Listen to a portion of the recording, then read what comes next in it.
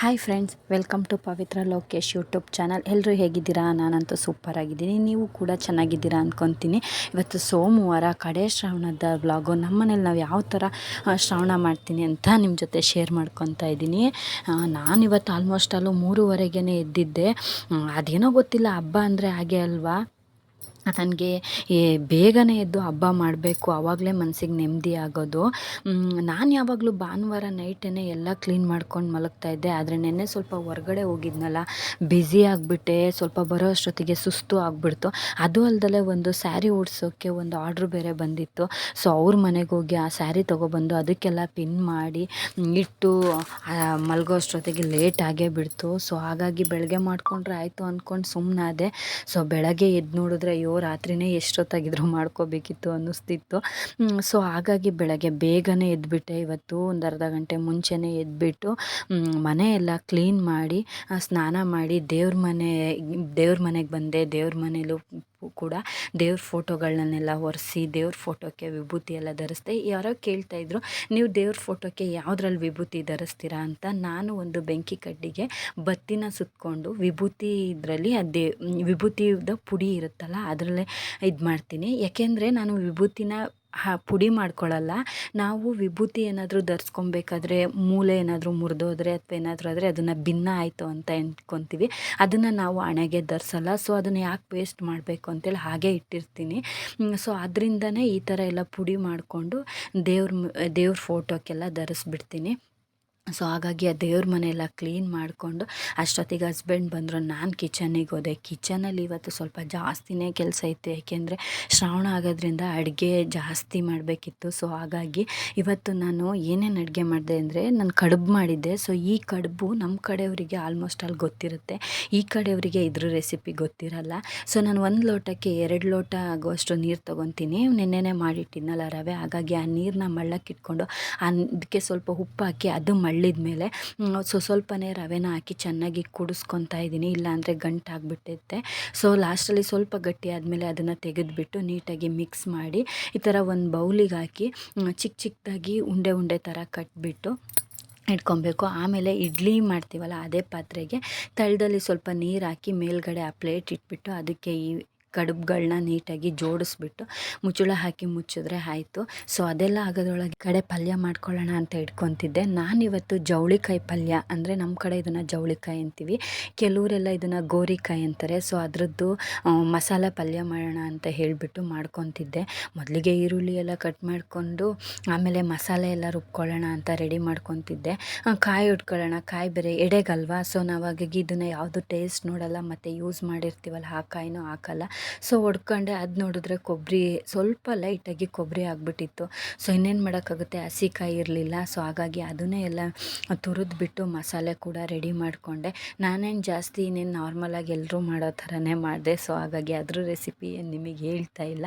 So ಅದನ್ನೆಲ್ಲ ಮಾಡ್ಕೊಳ್ಳೋ ಅಷ್ಟೊಳಗೆ ಎಷ್ಟು ಟೈಮ್ ಆಯ್ತಂದರೆ ಟೈಮ್ ಓಡ್ತಾನೆ ಇತ್ತು. ನಾನು ಟೈಮ್ ನೋಡೋದು, ಕೆಲಸ ಮಾಡೋದು, ಇದನ್ನೆಲ್ಲ ನೋಡಿದಾಗ ಒಂದು ಅರ್ಧ ಗಂಟೆ ಬೇಗ ಇದ್ದೋಬೇಕಿತ್ತು ಅನಿಸ್ತಿತ್ತು. ಸೊ ಅದೆಲ್ಲ ಆಗೋದ್ರೊಳಗೆ ಪಾಯಸಕ್ಕೆ ಸ್ವಲ್ಪ ಅಕ್ಕಿ ನೆನೆ ಹಾಕ್ಕೊಬೇಕಿತ್ತು. ನಾನು ಯಾವಾಗ್ಲೂ ಪ್ರತಿ ವಾರನೂ ಒಂದೊಂದು ಥರ ಪಾಯಸ ಮಾಡ್ತೀನಿ. ಸೊ ಒಂದು ವಾರ ಶಾವಿಗೆ ಪಾಯಸ ಮಾಡಿದೆ, ಒಂದು ವಾರ ಹಾಲು ಪಾಯಸ ಮಾಡಿದ್ದೆ, ಈ ವಾರ ಅದಕ್ಕೆ ಅಕ್ಕಿ ಕಾಯಿನ ರುಬ್ಬಿ ಪಾಯಸ ಮಾಡ್ತಾರಲ್ಲ ಅದನ್ನು ಮಾಡೋಣ ಅಂತ ಹೇಳ್ಬಿಟ್ಟು, ಹೆಂಗೂ ವರಮಹಾಲಕ್ಷ್ಮಿಗೆ ಇಟ್ಟಿದ್ದಂಥ ಅಕ್ಕಿ ಇತ್ತು, ಅದನ್ನು ದೇವರಿಗೇ ನೈವೇದ್ಯ ಕೊಡೋದಲ್ವ ಅಂತ ಹೇಳಿಬಿಟ್ಟು ಅದನ್ನು ಹಾಗೆ ಕೊಡಪಾನದಲ್ಲೇ ಇಟ್ಕೊಂಡಿದ್ದೆ. ಇಲ್ಲ ಅಂದರೆ ಎಲ್ಲಾದರೂ ಕೆಳಗಡೆ ಇಟ್ಟರೆ ಅಥವಾ ಬೇರೆ ಕಡೆ ಇಟ್ಟರೆ ನನ್ನ ಮಗಳು ಚೆಲ್ಲಾಕ್ಬಿಡ್ತಾಳೆ ಅಂತ ಹೇಳಿ ಮೇಲೆ ಇಟ್ಕೊತಿದ್ದೆ.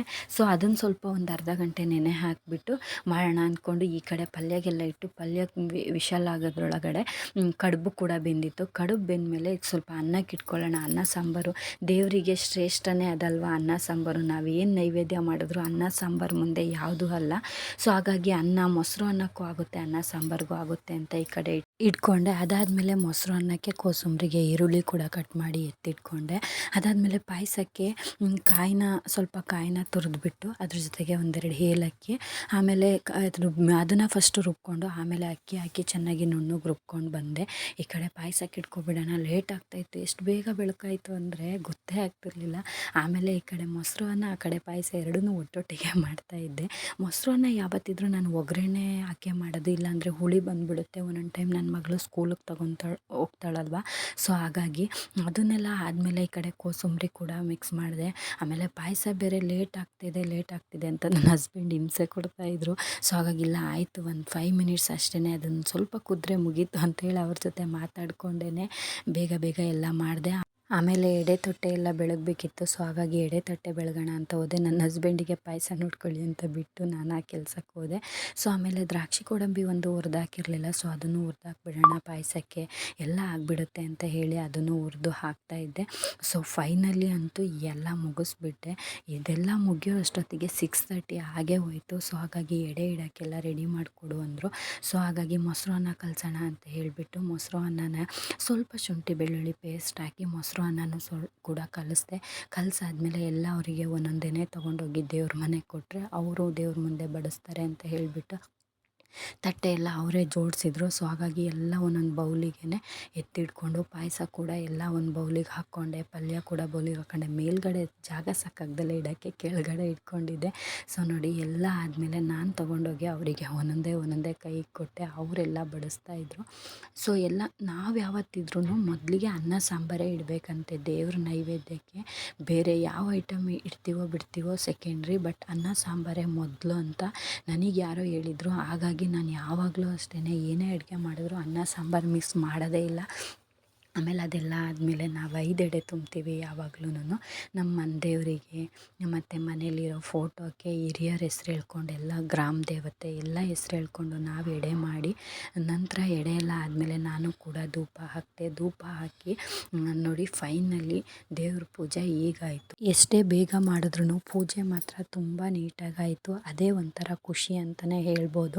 ಸೊ ಇದೆಲ್ಲ ಆದಮೇಲೆ ಹಸ್ಬೆಂಡಿಗೆ ಟಿಫನ್ ಕೊಟ್ಟು ಅವರನ್ನು ಕಳಿಸ್ದೆ. ಅವ್ರು ಕಳಿಸ್ಮೇಲೆ ನೋಡಿ ಕಿಚನ್ ಯಾವ ಥರ ಆಗಿತ್ತು ಅಂತ ಎಲ್ಲ ಗಲಿಬಿಲಿ ಆಗಿಬಿಟ್ಟಿತ್ತು. ಅದನ್ನೆಲ್ಲ ಕ್ಲೀನ್ ಮಾಡಿದೆ. ಸೊ ನಮ್ಮ ಮನೆ ಕಡೆ ಶ್ರಾವಣ ಹೀಗಿತ್ತು. ನಿಮಗೆ ಈ ವಿಡಿಯೋದ ಬಗ್ಗೆ ಏನು ಅನ್ನಿಸ್ತು ದಯವಿಟ್ಟು ಕಾಮೆಂಟ್ ಸೆಕ್ಷನಲ್ಲಿ ತಿಳಿಸಿ. ಸೊ ಈ ವಿಡಿಯೋನ ಇಲ್ಲಿಗೆ ಎಂಡ್ ಮಾಡ್ತಾ ಇದ್ದೀನಿ. ಯಾರೆಲ್ಲ ನನ್ನ ಚಾನಲ್ನ ಸಬ್ಸ್ಕ್ರೈಬ್ ಮಾಡ್ಕೊಂಡಲ್ಲೇ ನೋಡ್ತಿದ್ದೀರೋ ದಯವಿಟ್ಟು ಸಬ್ಸ್ಕ್ರೈಬ್ ಮಾಡ್ಕೊಳ್ಳಿ. ಮತ್ತೊಂದು ವಿಡಿಯೋದೊಂದಿಗೆ ಸಿಗ್ತೀನಿ. ಬಾಯ್.